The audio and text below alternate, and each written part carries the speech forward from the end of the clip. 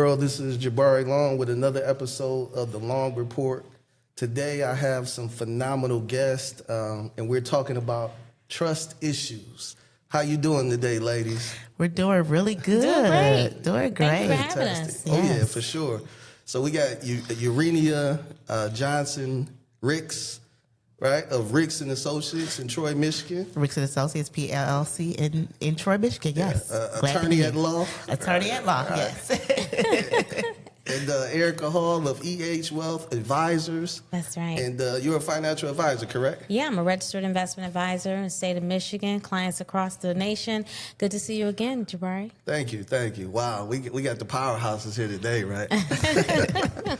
So you all have a podcast that you do called Trust Issues. So Yes. Tell us about that podcast. Well, Trust Issues is a podcast where we inspire, instruct, and provide information and education to individuals about just that, trust issues that people may have concerning business, concerning finances.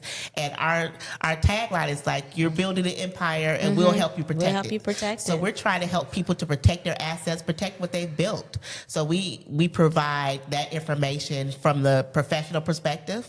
Okay. And then we have expanded out and provided information and created what is called a trust circle. We have also vetted and been able to advise and give people different individuals that we have vetted that are trusted individuals within different areas and different professions that are able to help and assist people along their professional journey. Gotcha. And we say money meets mindset. So listen, trust issues is a play on words. It's a play on the issues that we have in trusting one another, our community, in doing business, building wealth, building a platform, and passing along that wealth to the next generation.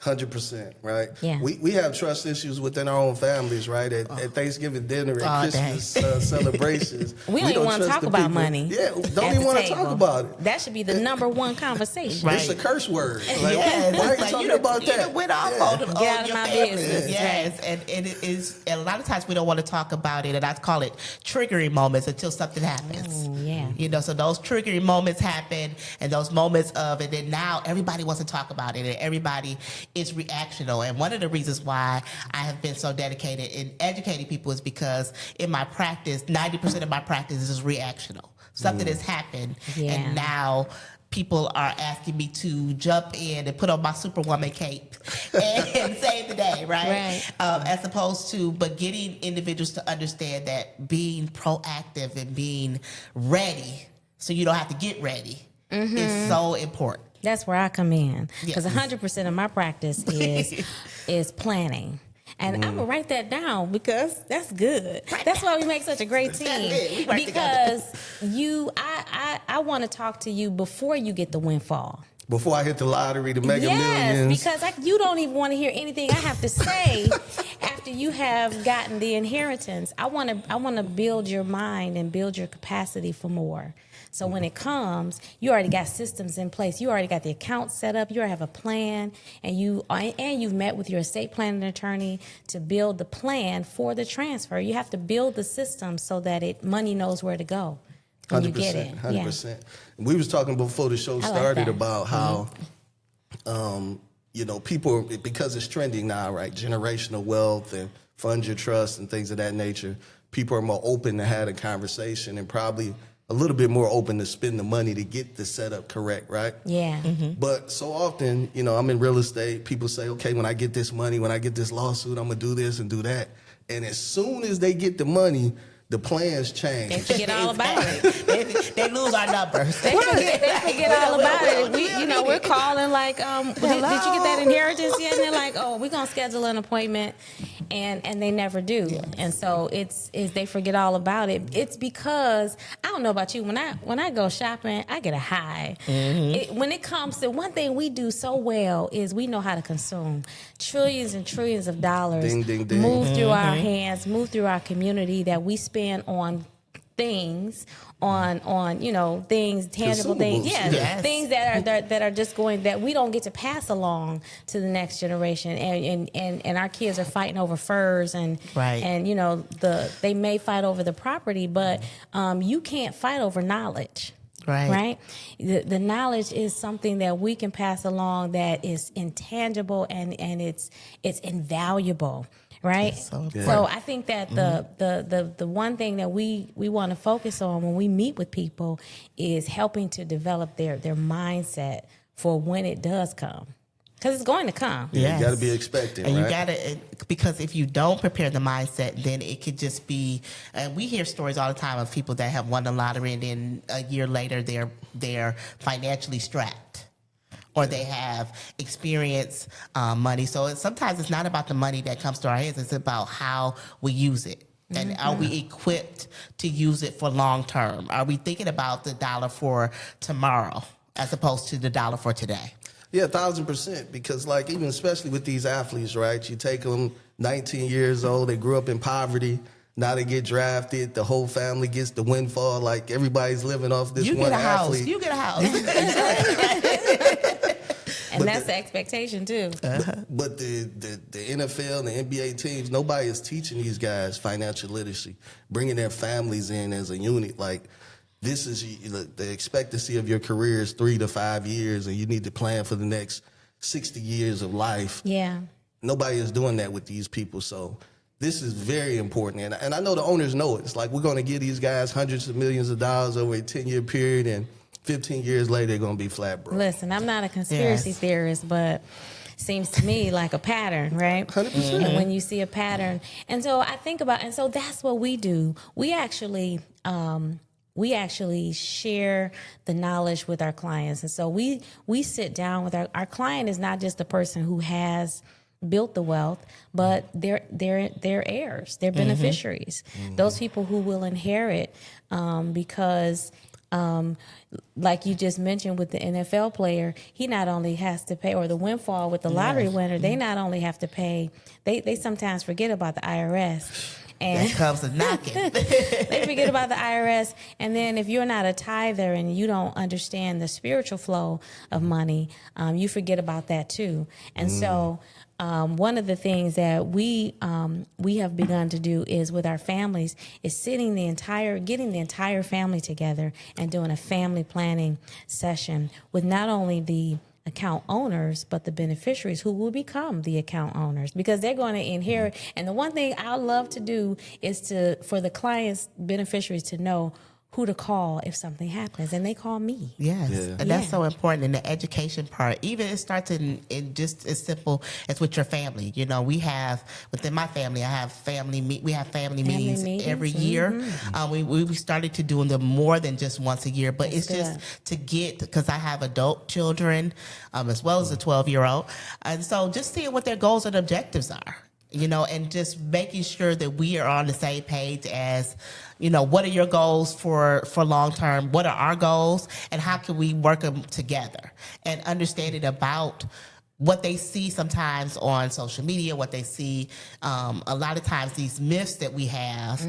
I talk with my colleague, because I have a law partner, Lori Waddles, that handles Rick's Associates. She handles all family law. She handles all things family law. Divorce. Yes, divorce, child Child support, support. all those things. So we, you know, anything connected with family law, I don't touch. So, but I defer to her. But we oftentimes talk about our hardest thing with being attorneys and providing information is fighting past the misconceptions that people have about the law, what it can do for you and what it can't do for you. Yeah. Right? Once we get past those misconceptions, then we can really get to the root and help people. But getting past that is sometimes the hardest barrier for us as attorneys, because there's so much misinformation or information about word on the street. We call it word on the street. Yes. You know, word on the street, getting past that to really getting people to understand what the law can do for you and what it can't do for you. Let me ask you ladies a question, right? We talked about meeting with our families. Sometimes I think that the people closest to us, the family members, those are the ones that hate the most, right? Those are the ones that are envious, jealous of your success and the way you're moving around here. So how has that been working with loved ones and close people and close proximity and you're trying to teach them about wealth and generational asset protection and things of that nature, are you getting pushback, or are they? Oh, definitely. Definitely. And I You think got to build relationships. Yes, first. Yeah, you gotta if you are that leader of your family, it's not just that you're going out and making the money and hustling and doing all the work. Everybody's doing their own thing, and it's okay that you have your individual goals or what have you, but there has to be some community or some culture built within your family, and the way that you tear it down is with love. Love, relationship. Right. The relationship that you have, the best place is sitting, as we talked about, sitting around the table, build those relationships. Yeah, that meal, that breaking bread, that fellowship is where you build the culture of your family. So it's an open communication. There's an expectation that's set up. You can't just inherit money and pass along money to family who has not been prepared. Sometimes it will hurt them and put them in more of a dire position because they go into something and don't count up the cost of what does it take to buy you can't buy real estate with your last. You can't buy an investment property with the last of the money that you have. You got to fix the property up. Right. You got to pay taxes. You got to maintain the property until you get a renter in there, right? Yeah. You can't just, I had to teach my children, you can't just live I remember the first time they move in with someone and they think, well, because I don't use the lights, I don't got to pay the light bill. Or because I wasn't here last month, I don't have to pitch in on the DTE. There is an understanding that has to be taught about community, about living together and everybody doing their part and pitching in. Doesn't mean that you can't go out and do your own career and have your own life, but if you want to be a part of the perpetual trust, like a dynasty trust that gets passed along from generation to generation, the receiving beneficiaries have to be taught how to manage and have the capacity for wealth. Wealth takes capacity to manage. Yeah. It does, definitely. I looked at a reel the other day, I forget who posted it, but he was talking about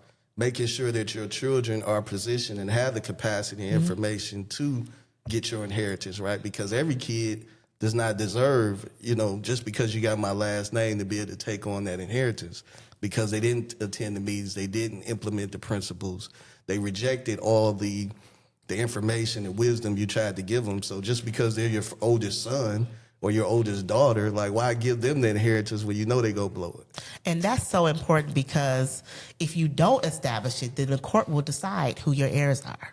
And that's what people don't understand. If you don't, your family, and most of the time when I'm meeting with clients concerned with estate planning, I go over those things with them. And I say that you don't want the court to decide who your family members are or who's important to you. Right. But if you don't put it in writing, that's what happens. And those individuals that you may not necessarily trust, those individuals that you give them something and they don't have the capacity, or if you leave something, I have a lot of clients that have minors on there as beneficiaries. Oh, yeah. And minors can't take under by law. So that's automatically goes to court. Unless you have a trust set up that actually holds it for a period of time until they reach the age of majority. Or guess what? You could put other stipulations on there. I have clients that have stipulations that it only goes to people within my bloodline. So if my daughter marries someone, I don't have to worry about if that relationship doesn't work, that going to her husband or ex-husband. So whatever we set up for individuals, you have to understand that these are your documents and you can tailor them to your situation. And that's why these documents are so powerful. That's why those trust documents, and we hear trust a lot of times, we hear about it and we say, I had a client call me yesterday and said, I want to set up a trust fund. Right? And so we hear these buzzwords. We hear these buzzwords and we hear those things. But what does actually a trust fund mean? And trust fund babies is a lot of years ago, what was set up by great grandfather or grandmother was a trust that went on for perpetual for generations. Go ahead. So great segue. A client calls you, they want to set up a trust or they need some type of estate plan. Where do you start? There's several different types. How do you educate them? So we first go through, most of the time I do a free 30-minute consultation if you haven't attended one of my seminars. So first of all, I do seminars periodically throughout the year. I have a nonprofit called Corporate Development Institute, and our goal is to educate the community on just what we're talking about. So we do free seminars, and if people attend the seminars, then they actually get the estate plan at a discounted rate for attending the seminar, because that's how important the education is. You know, so we provide that, and we provide financial literacy, which that's where Erica comes in, provides that financial literacy, because even when I set up the trust, it's very important that they know how to handle the trust once it's set up. But to answer your question, when clients come initially, they call our office or they get connected with us, they get a free 30-minute consultation. And in that 30-minute consultation, I get to know try to get to know who that client is and what you have going on at that point in time. So that helps us for me then to give you the advice on what type of trust to set up. Now, also understanding that once we set up the trust or set up those things, they are working or moving functional documents, which means that once we set it up, it doesn't mean that we can't change it unless we do an irrevocable trust.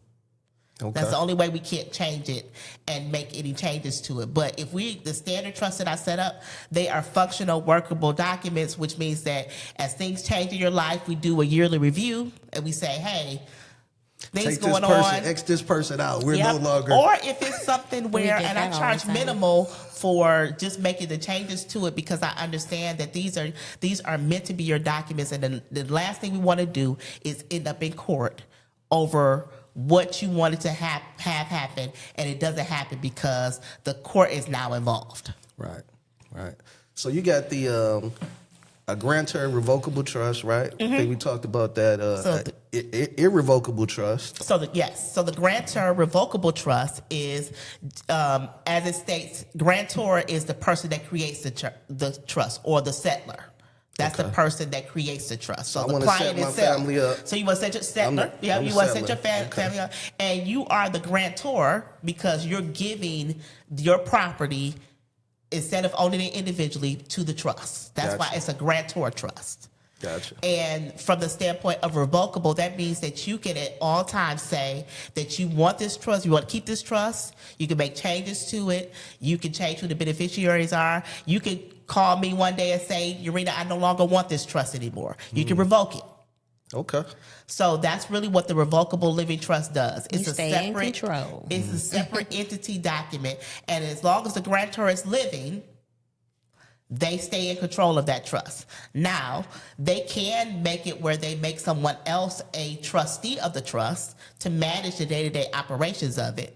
They can do that. The grantor is the only person that can grant somebody else to be in control of the trust. Okay. So they can grant individuals, entities. I've been trustees of trusts. I am currently trustees of certain trusts because there are certain assets that they want to make sure that they don't want their family members to be in control of it. They just want them to be beneficiaries. And they have certain stipulations on it. Okay. You know, like we talked about with the financial literacy part. Gotcha. And then the irrevocable trust, like why would somebody set up one of those? Like I set it up today, but I can't change it in the future. Like I change my mind all the time. Why would somebody want to set one of those up? Twofold. One reason why you would set up an irrevocable trust is that irrevocable trusts are exempt from federal taxation. Right now, if you have a trust and you have, let's say you have $2 million within your trust, within your revocable living trust. If you have $2 million and you're leaving your family $2 million, that's what they receive. But if you have a revocable living trust and you have $16 million in that trust, it's subject to taxation because the threshold right now for IRS threshold for taxation of trust is about $15 million right now. So if your trust is getting close to that threshold, or if you have assets that you're accumulating, we set it up as an irrevocable trust to avoid that taxation.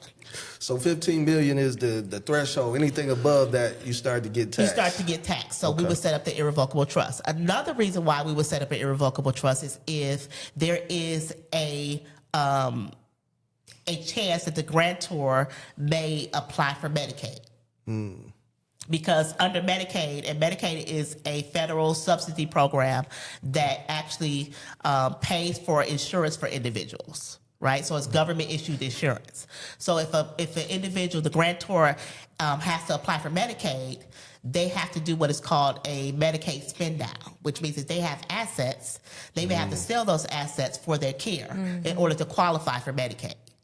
So in order to exempt those assets from Medicaid, from that Medicaid spend down, if those assets are in an irrevocable trust, they're exempt, or they're not a part of that Medicaid spend down calculation. So can a person do the trust one day and then apply for Medicaid the next day, one? And is it considered fraud by doing it that way? So there is a 5-year look back period when it comes to from Medicaid's perspective, from the perspective of that look back period. So you would be, if you transfer, it's not considered fraud, but could they still touch that asset? Yes, they may be able to touch it because it was in that period of time of that 5-year period. Okay. So it's not, they cannot never control you doing what you need to do with your property. Yeah, that's it's not called considered fraud. elder care planning. It's planning, but they can say that we can now consider that and may be able to touch that from the standpoint of selling that property in order to pay your debts, in order to be able to qualify for Medicaid. Okay. Yeah, so if you're doing proactive planning, you could set up the trust and then begin to move assets over the years into an irrevocable trust. So you can just because if you know that those assets are pretty much earmarked, because the theory behind it is that the assets are for legacy planning. 100%. So they're not for the grantor. Like these assets that we have, they're not for the grantor, so they should not be considered in the grantor's care, because the intent of the grantor is to leave these properties or leave this inheritance for their children, grandchildren, or whoever. So it's considered legacy. Children's children. Yeah. Yes, that's what a wise man does, right? So I heard the irrevocable trust, it's impervious to creditors and things of that nature. Explain those protections versus just the regular living trust. Well, most of the time, the irrevocable trust, the grantor is not the trustee. So you provide that shield. So the grantor is not connected at all to the trust itself. So that is how it insulates them from the creditors that may have creditors in their individual name. So if they're not the trustee and they're not necessarily the beneficiary of the trust, then they're not subject to the creditors that would come after them individually. Okay. So that's how they insulate those assets. So if the goal is to protect the assets for generations to come, then you put it in that irrevocable trust because you know that those assets will not be touched. You have essentially moved it out of your estate. Yes. Okay. By putting it into an irrevocable trust. By putting it into irrevocable. So I have clients that have a revocable and an irrevocable. Gotcha. So you can have two could be constant at the same time. You can have more than one trust. See, this is important because I always tell people if you have nothing, then you don't have anything to worry about. But as you start to accumulate assets and people know, like lawyers and different pariahs, they're always trying to come after you to get stuff. Mm-hmm. So we want to make sure that we have all the tools and are insulated properly so that people just don't try to get a free lunch off of what you build over time. Yeah, it's a constant management as you're growing. Like we say we want to be wealthy. We say we want to amass things, but not only do you got to learn how to manage, but you got to stay on top of it. It's a lot of work. Yeah. It's work, and it's constantly, and that's why those meetings with your attorney, with your financial advisor are important, because once we set up the trust, then that's when I pass it off to Erica, because she in turn helps because I give the client all the documents they need in order to do the transfers. So gotcha. I give them what is called a certification or certificate of trust, which is that vehicle that is used it's basically a summary of your trust. It's not, because your trust itself is really big. Long, so it's really long. It's a lot of documents, a lot of legal documents, and we do go over those. But the summary that is needed for financial institution or financial advisors is the summary that basically says who has the authority to do what assets are included within that, and who can transfer and when they can transfer it. Gotcha. Right. So that summary is what is that vehicle that is used to help. So if we need to transfer and plan it, and that's the reason why financial planning is so important, because we start to look at what your goals and objectives are. So the legal part is just one part of it. Right. But most of the time, clients, they don't accomplish what they need to accomplish because they don't do that last step that I instructed them to do. That's the reason why, Erica, like I said, is so important. It's called, from the legal perspective, funding the trust. Yeah, you and I kind of talked about that briefly the other day. So what does that mean, Urania? Like funding the trust, I get it set up, I got the documents. Funding, what does that actually mean? Funding means titling the assets properly into the right person's or entity's name. That's what funding means. So the process of transferring from you individually into your trust. Okay. That's a funding process. Executing the deed from myself into that trust. Into the trust. That's a funding process.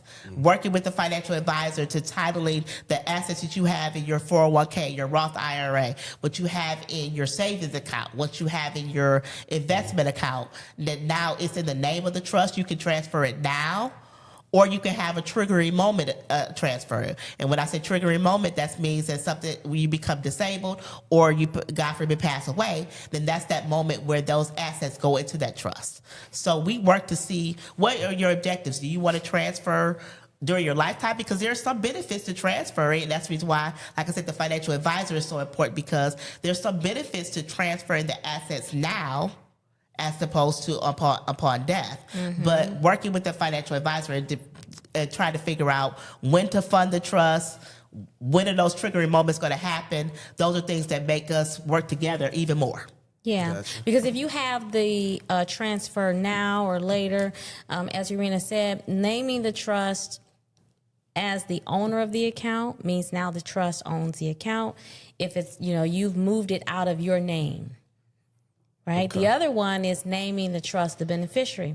When would you want to do that? Maybe you have minor children, or maybe you want to have the property is homestead or something like that, and you want to move it later, or maybe you want the property is maybe the property is a part of your real estate portfolio, and you set up an LLC, a business entity that will be the umbrella for your real estate portfolio, and you don't want it associated with the trust yet. And so now for that business, the trust is now the beneficiary for the business instead of the trust owning that book of business. Okay. So a lot of little nuances to how you set it up depending on what your goals are. Yeah, that's what we say. You've built the empire, and we'll help you protect it. So that's what we do. That's how you build it. So I think the biggest thing, for me and the people I kind of collaborate with, is we want to shield from public notice. I talked to you about the land trust and making sure the assets are very well shielded from people knowing that you have them, right? Because if you don't have anything, then people have nothing to get. But if they know you're accumulating a bunch of wealth, then you are absolutely a target from people, family, attorneys. So do you all assist with that? Yes, definitely. I have clients all the time that they just they want to be able to protect it. They want to be able to protect their assets. So we create the trust to be that shield, to be that protection, because it's a separate legal entity.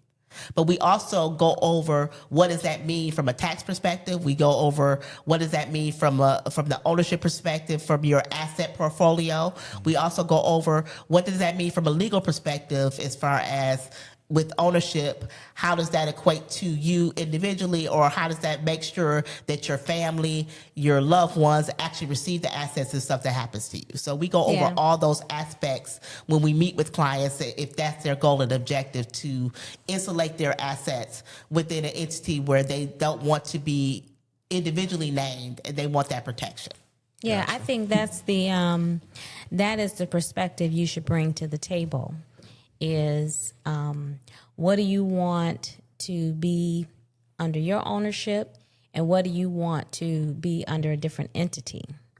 Because the protection is based on the different entity. Just like you are an individual, or I am an individual, but EH Wealth Advisors as an S Corp is a separate entity, right? It's how you build protection, legal protection, and separate pass-throughs for how I'm operating and how my business is operating. That's why I have bank accounts that are in my name, Erica Hall, and then I have bank accounts that are in the name of EH Wealth Advisors. I have credit cards that are in the name of EH Wealth Advisors. I have property that EH Wealth Advisors owns. It has its own structure. It has its own people that it's associated with, my employees, and I, as an individual, am completely separate. That means I don't commingle. Yes, that's Right? important. You don't commingle. You're managing the assets separately. You think of them as two separate. People. They're two separate. You're two separate people. And so that's what. So when you're doing your financial planning, if I owe you money as an individual, I pay you. But if I owe your business money, I pay the business. You can't accept money on behalf of the business and put it in your personal account, right? Because at that point, I blew up the Now you're company. Commingling the funds, Now yes, you're- from a legal perspective. And then, so even if you have that single member LLC, and there are certain things that you can deduct within that, it's still best to still separate it just to make sure that you can, for tax purposes, Clean. you can make sure that it's a clean thing. Yeah. When you have a single, I think a lot of times people have those single members. They're like, well, it's me, We're the same. but you also have to understand that there is a legal term called piercing the corporate veil, which means that if an entity or a creditor wants to go past that entity because it's been set up as a front entity, Right. they can pierce that corporate veil and get to that individual assets. That's when the individual assets are exposed. All that individual liability comes into play, because at that point they're able to pierce that veil because nothing was kept separate. So the way that you continue to protect yourself is your management. After you set up the legal documents, the way you operate, your operation has to be separate. Your operation you have to do planning for if you are a employee of your business entity, you pay yourself you put yourself on payroll, you pay yourself an income. You don't get to pull money out of the business Periodically. no. You it's just like you can't go, if you've ever worked for a corporation, you can't go and pull money out of their bank account. You treat it the same way. You do planning for your individual self, and you do planning for your business. Your business pays you an income. Your business can put away money on your behalf for retirement by opening up a single person 401k. You put money into the 401k. Your business can match.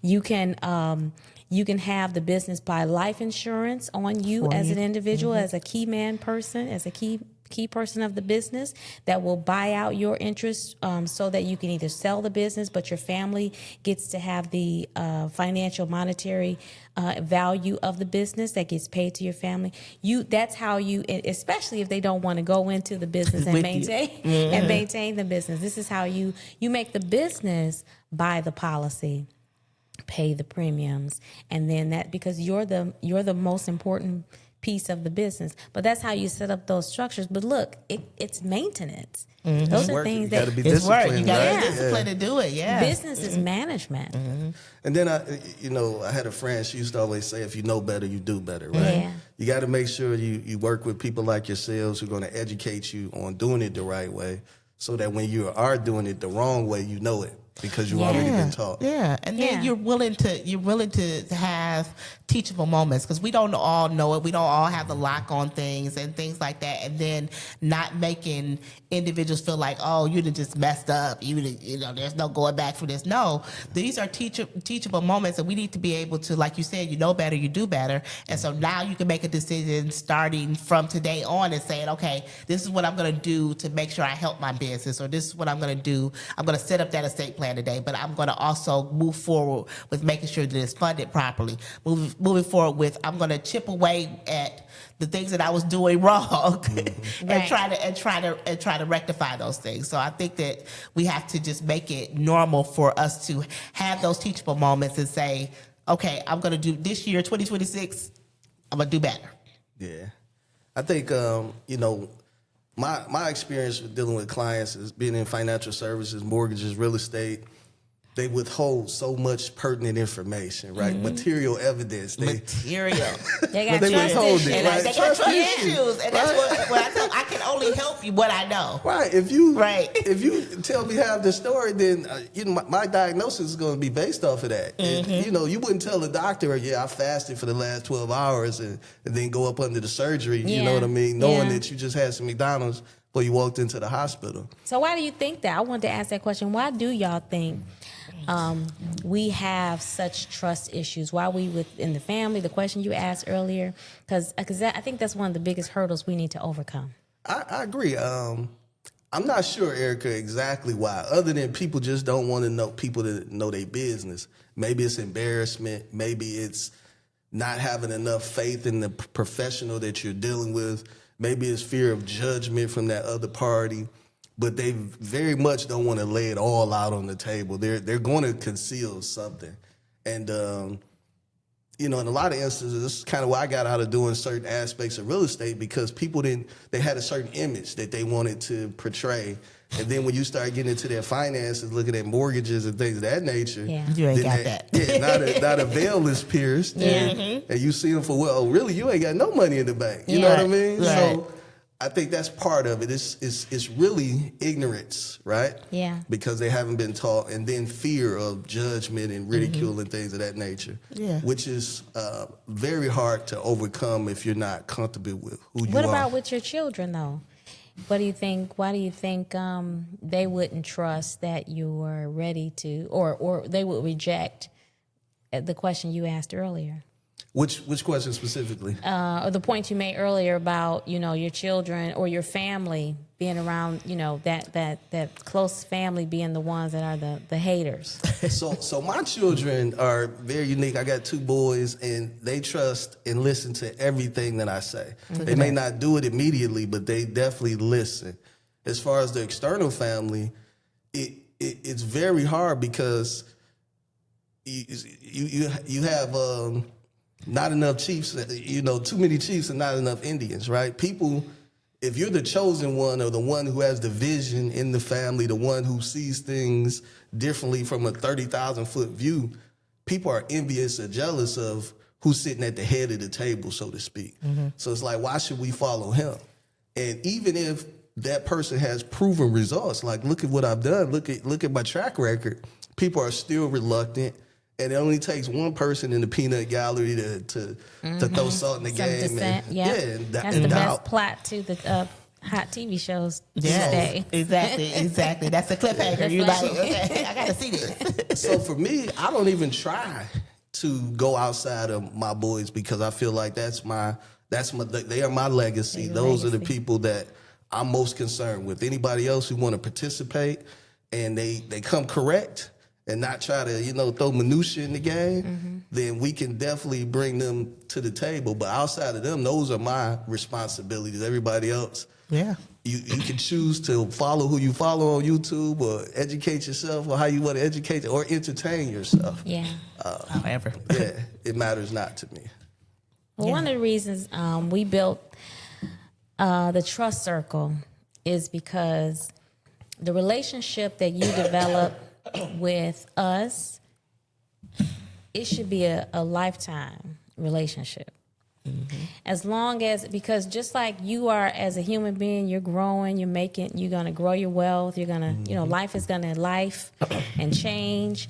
You should be coming back to the table and meeting with your advisors as things are changing, because it was never meant for you to do it alone. It was never meant for you to do it all by yourself. You can't do it all by yourself. Yeah. I mean, we get away from the fundamentals of the Bible as a community. And to your point earlier, it's like if we did develop a community and stick with it, like other nationalities in our immediate area, we witness it every day. I was just having a conversation 2 days ago about a group of people who always work together. I'm not going to mention who they are, but they always work together. And I'm envious, right, and jealous of the fact that they do it so well. and we don't do it well at all, right? I wish we had that in us to want to work together. Oh, it's a must. You know, we talk about the dollar and how long it circulates in certain communities, how many days, and for our community, it's like 6 hours. Yeah. 6 hours, and so we have to be intentional about who we do business with. And once you find that trusted advisor, you stick with them, because they're evolving as you are. They're evolving, and they're going to, and they have an understanding. You know, once you get to know, your advisor gets to know the nuances of your life, the nuances of your family dynamics. You know, they're that sounding board for business decisions that you're making. You're gonna call your advisor. Hey, I'm thinking about divesting of this, or I'm thinking about investing in that. Well, how is that going to affect me? How does that affect my trust? Do we need to amend things? Okay, advisor, how is this going to affect my portfolio? This is what Solomon talked about in the Bible, about surrounding yourself with a wise team counsel. so that you don't have to know everything. You don't have to, everything that we talked about today, you don't have to memorize. Because if you meet with us again, we're going to tell you again. And the laws change. Yeah.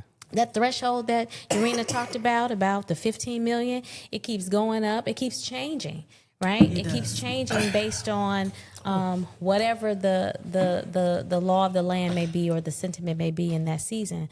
And so if you surround yourself with advisors, build your team.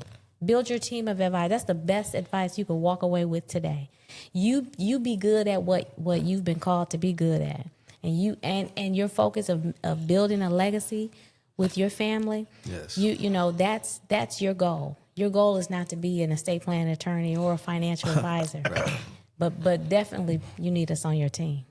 Okay. Yes, definitely. And definitely that build is so important, because having the right people around you, it just makes every difference. And then we got to realize whoever we can reach within our sphere, that's what we need to do. Because I think a lot of times we shoot for the stars and we like, I want to talk to everybody. I want to just, because y'all need to get this. But we've been given our community, we've been given our sphere of influence, and we need to work that area. Yeah. Yeah. And work those people. Because we'll talk to your sons too. Yeah, we'll you talk can bring them to the meeting, bring them to the table. Yeah. They go to every financial meeting. And typically we do them on Zoom now, but every meeting I have them present, and they're reading books like The Richest Man in Babylon and Rich Dad, Poor Dad, because That's important. I want to make sure they continue to grow and evolve with the tools and being comfortable with making mistakes and course correcting and things of that nature, because I'm not always going to be here. So my oldest is 25. I tell him all the time, hey, you need to make these mistakes while Dad is still around, so that we can recover together. I can teach you, because if I'm not here, then you know what I mean. You don't have as much support as you would if I was still here. So that's very important. And making sure, like you said, like I don't invite everybody to my table, because people can be cancerous at times, and we know who those people are. So we got to make sure we keep them away from what we're trying to grow and develop, because they'll put all kind of stuff in your soil to keep your crop from growing the way that it should. Oh, definitely. And this is another thing that I noticed. If I do business with someone, my children automatically assume that that's a trusted person. Yes. And this is because of they know you don't deal with just anybody, right? Yeah. And they will call that person, like my accountant, they assume is their accountant. My attorney, they assume is their attorney. And so if I'm doing business or have someone around them that is not above board, my children won't know that. Right. And so, case in point, my daughter and her my daughter and her husband was doing a deal, and she decided to work with someone that I recommended. And because we were talking about how the deal went down, and I said, well, why'd you do that? She said, well, because I thought I could, I figured I could trust her. She's your she was your referral. And I said, okay, well, she's going to do right by you because she's an above board person. But rule of thumb, don't ever do that. Right. This is how we do business. You do this first and then you do that. You wait until the things are complete and then you seal the deal. Right. And so that's a good thing that you have them at the table. But just, I just realized that if I have a trusted advisor, it's their trusted advisor. They will call them until I say, you know what? Don't call them anymore. Don't do that. Right. Don't call them anymore. Yeah, that absolutely makes sense because, we definitely want to, grow the people that we're dealing with. I want to be able to refer you people and refer you clients. And likewise, same thing it we should were be just talking reciprocal, about. Yeah. right? So our kids they should definitely be using the professionals that we use because hopefully we trust them and we've got history and we want to continue to compound on that. So. Yeah. And I think these moments like this, providing the education to individuals and this getting people to grab hold of it. Yeah. And when I know personally, when I see the light bulb coming off for people, that's refreshing to me because I think that it's important that who we can reach, we make that effort to reach them. Yeah. And some people we know are ready and some people, based off their conversation, they probably are not yet ready. And so we got to introduce it to people, when we feel like it's the right time. But being proactive and not so reactive as a community is something that we need to continue to adopt and absorb. Yeah. And this is, foundational. I did one of the first shows on life insurance, and we were talking about how people want to put their 8-year-old son as the beneficiary, and they don't, the kid's mother they don't deal with, and their parents maybe were deceased, and just so much miseducation. And they don't know that they're inheriting a court case. And it's going to be even longer. I have a client now that his wife passed away, and like I said, he has a 5 and 7-year-old, but the wife left the 2 kids even though they were married. She left the kids as beneficiary, and he's her husband. He still got to go to court. He got to every time he's trying to spend $5, he got to ask the court, can he do that, and whether it's a expense that is approved by the court. Wow. And he is just like Attorney Rick Johnson. I'm the father. Like, why do I have to go through all of this? Yeah. So you should have 'Cause of asked your wife. But we don't even ask who the beneficiaries. How many of you are checking on a regular basis? Yeah, because she had this through her. I think she had it through her job or whatever she had it. But the thing about it was unexpected. Her passing away. And she probably thought she was doing right. She had small children, but I'm still thinking that you're just thinking that I just want to make sure that something happens, my kids are taken care of. I'm sure that's probably was her mindset, and she probably thought that the dad would be over it anyway, but I just want to make sure the misinformation. I just want to make sure that, you get this to Susie, you get this to Bob, right? So you don't think it was intentional that she excluded her husband? She left him something, but it was just this particular thing. So I don't think that it was more of her intention. I think it was just the misinformation. I think that she just thought that giving these 2 to them, this is what she's probably thinking in her mind. I want to make sure that if something happens, they receive this. Because like I said, she left her husband on other things. So it wasn't that type of thing. It was just these 2 things. He was just like going through everything, and he went to get that, and they were just like, no, you're not the beneficiary. He was like, why wouldn't I be? Yeah. She gave him the big piece of chicken and Yeah. gave him the little pieces of chicken. But regardless of the fact that this $1, it still has to be monitored for the court because minors can't take by law. So I heard Warren Buffett say that disclosure is what you want to make sure you disclose that estate plan to your heirs and your loved ones, because not disclosing creates resentment, right, between the heirs when loss things of do wealth. happen. And loss of it, wealth, Because right? they don't have to tell you. And then there's millions of $1 bills with the state of Michigan. Yeah. $1. Because people never claim they never knew that they were heirs. Right. That money is called unclaimed property, and that's every what state has it, right? Yeah. And a lot of times it's because people were heirs And they and didn't know it. Yeah. And they don't have to. So when I say they don't have to tell you, I don't mean the grantor or the person who owned the property. The companies, you can, even if you think you're a beneficiary, you can call and they'll say, yeah, you're one of them, or you're not one of them. You're not listed as a beneficiary, but they don't have to tell you who the others are. Right. And I just had an instance in my family where whatever was the last bit of information that the person who put you on as a beneficiary had, like your old name, your old address, they were sending out letters to the old address, and if you didn't respond within so many days, unclaimed property.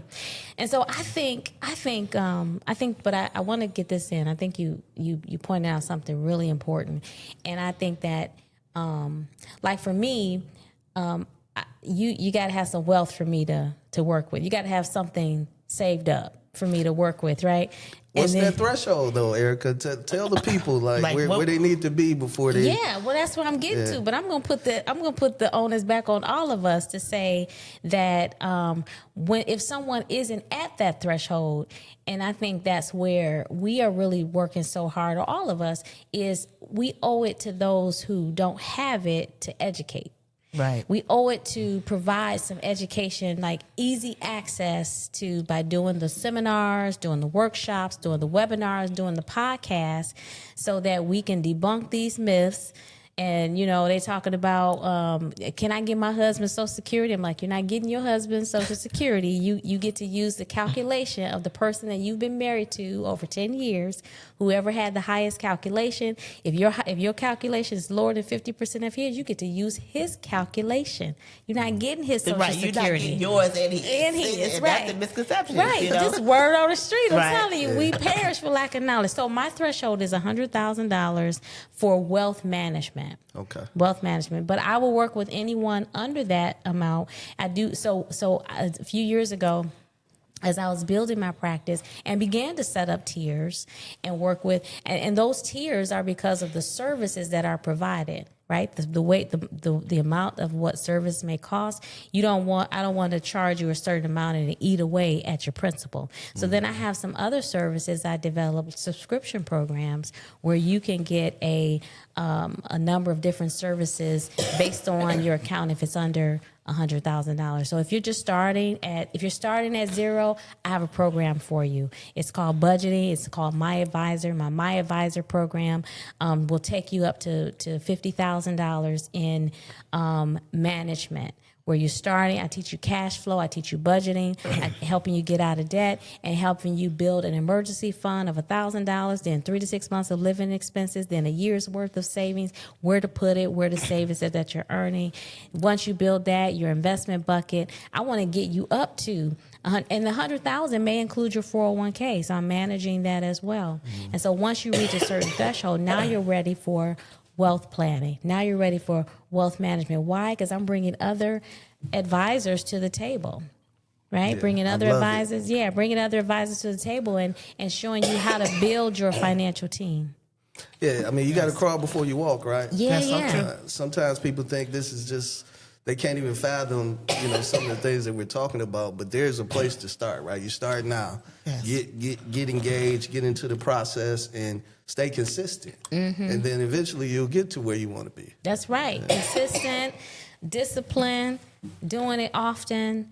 It becomes a lifestyle. It becomes how you manage your life, how you manage. You give it every dollar an assignment. There's no lazy money. Money is directed. You build the system so you don't have to think about it. When the income comes in, it's already directed as to where it's going to go based on your strategy. And you're going to redo that strategy and modify the strategy at least annually. Yeah. More often when you have more wealth, but that's the system, and you want to teach that to your heirs, to your beneficiaries. That's why, as Urena mentioned, you want to put that requirement in the trust. In the trust. Financial literacy is a must.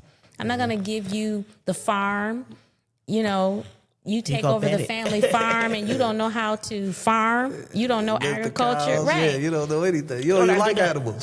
Right. And you're like, no, I want to lead a farm and I want to become a superstar. Well, you don't get to inherit the farm then.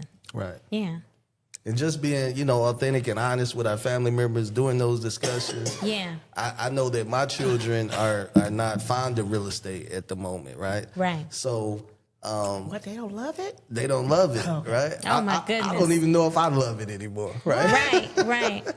But I'm wise enough to not force that down their throats, right? Because they've already articulated that that's not the thing that they want to pursue, at least right now. So having that proper structure so that they can still benefit from it, but not necessarily manage it or be active in it day to day is very It's important. because they don't know. People don't know how to extract. How do you extract the wealth from what you've built? Yeah. Yeah. And I know I do want all my kids to be lawyers, but I know that's not realistic, right? So, Building a dream team, right? build a dream team. Different- But I also understand, like you said, that education is just so important that whatever they're good at or whatever their gift is, that we're helping to cultivate them. And then we're also helping to leave them a legacy so that way they don't have to have some of the hurdles that we had to do in order 100%. to get to their dreams. And we touched upon it a little bit earlier, and I tell my children all the time that the person with the large amount of wealth has many more problems than a person who doesn't have any, right? You would think that the person that doesn't have any money has all the problems in the world, but let you get a piece of wealth and now you got to scrutinize More everybody money, who more comes problems, into your, right. to your circle and Yeah. to your table, Biggie said it. every relationship. So I'm always trying to educate them that you got to be careful. Like if I leave you $100 million, you got a big problem on your hands if you're not ready. Yeah. That's so important. And so that's where the education, like we talked about, the education, the establishing the right people around you, the trusted advisors, and then learning from the fact that even with my kids, I feel like if I make the mistake, then I want to make sure that you can learn from my mistake. You don't have to actually go through experience. Doesn't have to Right. be your teacher. Right. You can learn from my experience. Experience is the best teacher, but only a fool would choose to take that route. Yeah. That's so So- true. That's a good proverb. If you can benefit from my mistakes and not have to crack your head wide Right. open, then That's that's what I hope. want you to do. Yeah. Listen, I that's what I try to understand. And I think, sometimes we want to have our experiences. I think about the prodigal son and his older brother.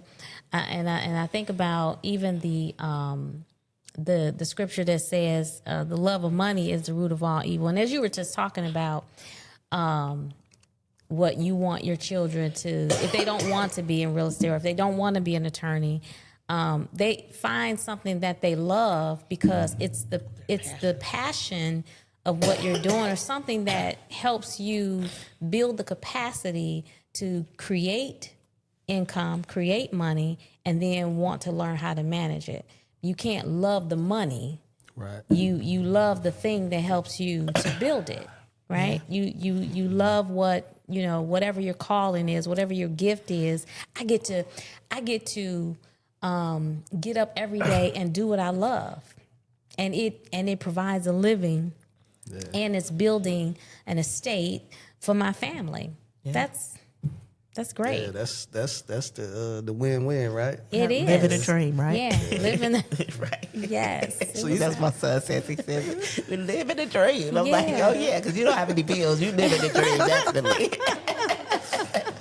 But the passion, you just touched upon it. And I love, this is the most dialogue that either of us I've had with either of you ladies, and I can feel your passion across the table. Wow. So, and that's very, very important with the people that you're dealing with, especially as related to money. So, Yeah. as we wrap up, Erica Hall, tell the people how they can contact you, how they can reach out and get into your circle and subscribe to your services. All right. Well, first of all, I want to thank you so much for having us on. And because we are the dynamic duo with the Trust Issues Podcast, you can find us on YouTube, Trust Issues Podcast, aired every week. And then EH Wealth Advisors, for registered investment advisor located here in Southfield, Michigan. Okay. We meet with everyone who would love to have an appointment. On Instagram, I'm the Financial Lady. You can call my office at 248-440-7774. ehwealthadvisors.com is the website. And anytime you reach out to us, you're going to get a response, and we'll meet with you again, just like Urena mentioned, that 30-minute, we call it our discovery session. We have a Yes. discovery session to see if there's a fit. There may not be a fit. I love that I've gotten to the point where I can say, oh, that's a good client, or no, that's not a good client. And why? And just because you may not have money doesn't make you a good client. No. It's where you are. It's where you are as to whether or not you want to work with a team. And some people don't want to work with a team. So we love working with folks. Our tag is, a lot of people tell you how to make money. We teach you how to build wealth for your family. Yeah. Well, So important. So important. Urena, Yes. So we are, like Erica said, we're Trust Issues. You can join us every week and we are dropping knowledge and wisdom Oh, yeah. about Good trust stuff. issues. But from a legal perspective, you need that trust set up. I am in Troy, Michigan, and you can reach me at 248-466-0303 or Ricks, RICKS-law.com. And you can schedule that 30-minute consultation, and we can get that trust set up from you from a legal perspective. We can get all things. We handle things connected to estate planning. We also handle probate and estate work. We have, as I talked about, I have a law partner that handles anything divorce, child support, anything connected to family law. And then our nonprofit, if you have an organization or if you want us to come in and just provide that education concerning estate planning, concerning financial literacy, because Erica's on the team with Corporate Development Institute, we provide that education and information to community. Within the community, we've been to churches, we've been to different community centers and providing education on estate planning, financial literacy, and we tag team on that and make sure that individuals have that information. I love that part, actually, the 501c3, having a community environment, and then you all give some sort of discounts Yes. or whatever to the people that you inform Yes. in a group setting, and then had a one-on-one. So yes, if they called and said they attended one of our seminars, they would get that trust at a discounted rate, that revocable living trust at a discounted rate, that estate plan. That's how important it is. And so they would want get you that to have it. at that rate. 100%. So y'all heard it here first, man. Make sure y'all reach out to these ladies. Don't wait. Be proactive. I'm sure they go to meet with people in the hospital with tubes in their bed. Yes, and they ready. They want to plan. Oh, 2-3 days before getting up out of here in life. But you want to be able to do it at your kitchen table or at their office in advance. So Yeah. Yes, make definitely. sure you reach out to Erica, Urena. Once again, this is Jabari Long with another episode of The Long Report. Like the video, subscribe, and please share it with anybody you think would benefit from this information. See y'all next time.